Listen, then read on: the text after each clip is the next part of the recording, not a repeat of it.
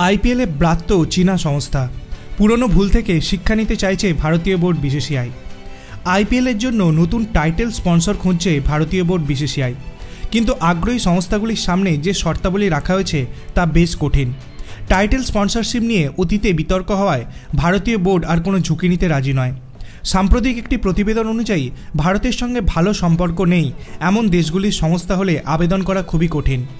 नाम ना करेও बोर्डेर विज्ञप्तिते लेखा आछे जे तार निर्यास चीनेर कोनो संस्था बा ब्रैंडेर पक्षे आईपीएल टाइटेल स्पन्सर हওয়া बेश कठिन।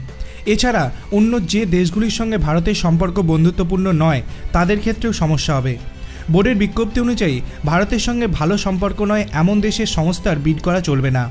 एछाड़ा अन्य देशेर संस्था हलेও भारतेर संगे खाराप सम्पर्क थाका देशेर कोनो संस्थाय तादेर शेयर थाकले सेखाने तादेরও থাকছে কড়াকড়ি।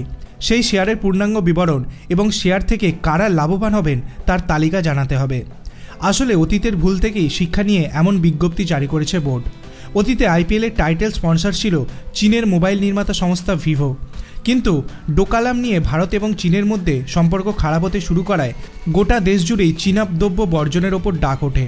সে সময় আইপিএলের মুখ্য স্পন্সর হিসাবে একটি চীনা সংস্থার যোগ থাকা অনেকেই ভালোভাবে নেননি। बोर्ड के समालोचनार मुखे पड़ते हैं। ভিভো चुक्ति भेंगे टाइटेल स्पन्सरशिप থেকে বেরিয়ে আসে।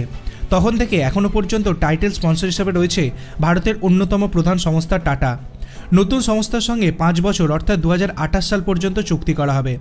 13 থেকে 14 জানুয়ারি হবে বিডিং প্রক্রিয়া।